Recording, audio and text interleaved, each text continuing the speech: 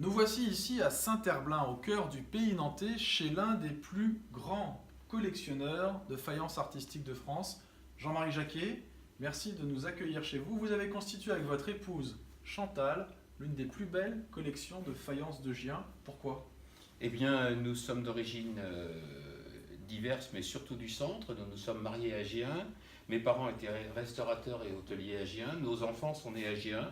Et puis, bien, la passion du Gien est arrivée à un moment donné où on s'y attendait pas, parce que quand on est à Gien, on vit au milieu de tous les Giens. Et puis, quand on est à l'extérieur, on en voit la qualité des décors, la qualité des formes et des éléments qui ont constitué cette collection depuis plus de 40 ans. Alors il y a des pièces qui sont absolument extraordinaires. Approchez-vous.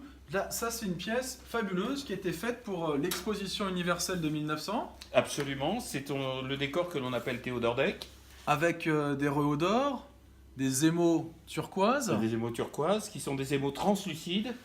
Cette pièce est en plus de ça dédicacée à Georges et à Germaine, sûrement pour un mariage à l'époque de l'exposition universelle de 1900. Alors ce qui est spectaculaire, c'est aussi bien la taille de cette pièce en céramique qui rivalise avec la manufacture de Sèvres que la grande délicatesse de ces émaux. Il faut maîtriser la cuisson du four pour éviter bien que tout brûle. Mais alors à Gien, on a une très grande richesse de décors. Je suis tombé en extase devant vos porcelaines impressionnistes. Si on peut pas avoir... Approchez-vous, approchez-vous. Si on ne peut pas avoir un tableau de Degas chez soi, eh bien on a le tableau de Degas en peinture, un portrait de femme. Ici, regardez ce grenouille qui va sauter d'un nénuphar. À Gien, on a aussi des artistes merveilleux. Et c'est ça, je crois, surtout Jean-Marie qui fait la grande renommée de la manufacture. Les oiseaux siffleurs de Jeanne Gandoin. Jeanne Gandoin, c'est une femme, c'est une artiste femme. C'est une artiste femme qui a fait tous des décors en relief aux oiseaux. D'ailleurs, tous ces vases ont été exposés lors d'une exposition temporaire à la faïencerie de Gien, au musée de la faïencerie de Gien, quand ils ont ressorti le décor aux oiseaux. C'est merveilleux, elle s'inspire de ces estampes japonaises avec ce petit oiseau. Il y a une richesse de couleurs, de coloris, on a l'impression que l'oiseau siffleur va s'envoler pour attraper ce petit insecte. Voilà, une petite abeille ou un petit insecte. Alors, Après, vous avez d'autres pièces exceptionnelles, les grandes jardinières éventail de Dominique Grenet, qui était un directeur d'atelier, mais cette pièce lui est attribuée par sa propre signature en 1879. alors ce qui est formidable avec Gien, c'est qu'il y a beaucoup des artistes qui y travaillent, qui vont signer. Là, ce serait ce qu'on appelle dans l'art contemporain un all-over, c'est-à-dire que la peinture recouvre toute la pièce. Qu'est-ce que ça représente, Jean-Marie?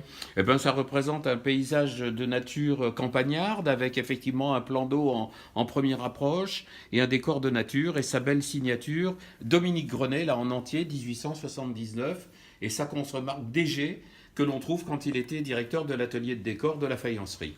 C'est lui qui a amené la barbotine impressionniste à Gien. Donc, des artistes merveilleux, et je crois que il y a des artistes qui sont des artistes anonymes. Là, on est à la fin du Second Empire, avec... La très belle Athéna montée sur son socle et qui est vraiment d'une finesse, des yeux sont remarquables. C'est vraiment un travail de très grand artiste. Elle est signée ML, mais on ne connaît pas l'attribution de ML sur cette signature. Donc des artistes anonymes, et puis Exact. d'autres artistes qui sont des vedettes. Et je crois que la vedette, toute catégorie confondue à Gien, c'est celui qui va créer ce spectaculaire gourde, vase. On passe d'Ulysse Bertrand, son nom Exactement. ici. Alors expliquez-nous, qui est Ulysse Bertrand et pourquoi les pièces d'Ulysse Bertrand sont extraordinaires, ce qu'elles ont d'extraordinaire? Alors, Ulysse Bertrand est un homme qui a travaillé pendant 45 ans à la faïencerie. Il est rentré à la faïencerie, je crois, entre 11 et 14 ans. J'ai plus la date précise en tête. Mais il a créé d'excellents décors, la pendule à l'éléphant au niveau des formes. Et alors là, on retrouve des décors de scène mythologique italienne. Avec le départ d'Ulysse. Exactement. On est en pleine Renaissance, c'est On est en extraordinaire. pleine Renaissance. Mais à Gien, on reste pas prisonnier du passé. On regarde aussi un avenir et on trouve effectivement de l'autre côté une exposition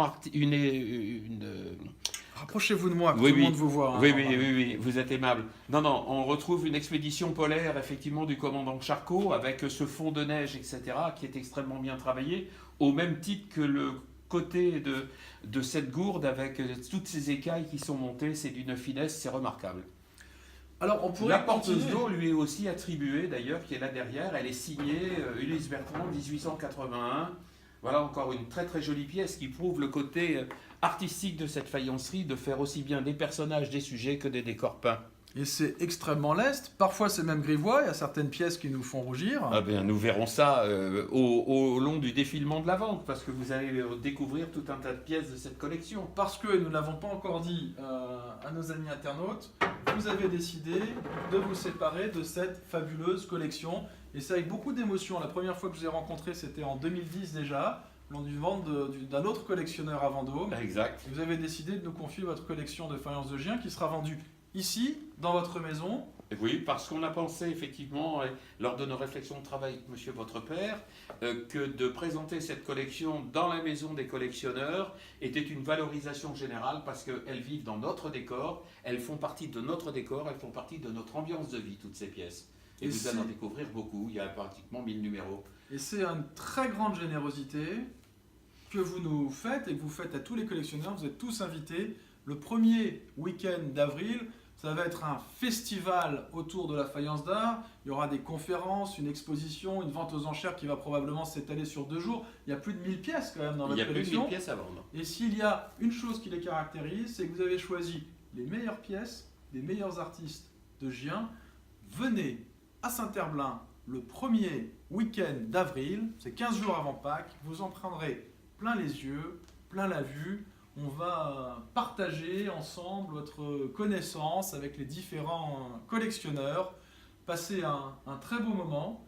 Et puis, n'hésitez pas à réserver dès maintenant le catalogue de la collection Jacquet de faïence d'art qui promet de faire date pour de nombreuses années. Cher Jean-Marie, je vous remercie. Merci beaucoup. Et merci aussi à votre épouse qui a partagé avec vous. Ah, elle a fait beaucoup dans cette collection parce qu'elle a toujours réussi à intégrer toutes ces pièces dans un décor de vie, dans un décor familial et dans une ambiance de maison. Alors on lui doit beaucoup. Eh bien merci aussi à Chantal et à Jean-Marie Jacquet et à bientôt le 6 avril 2019 ici à Saint-Herblain.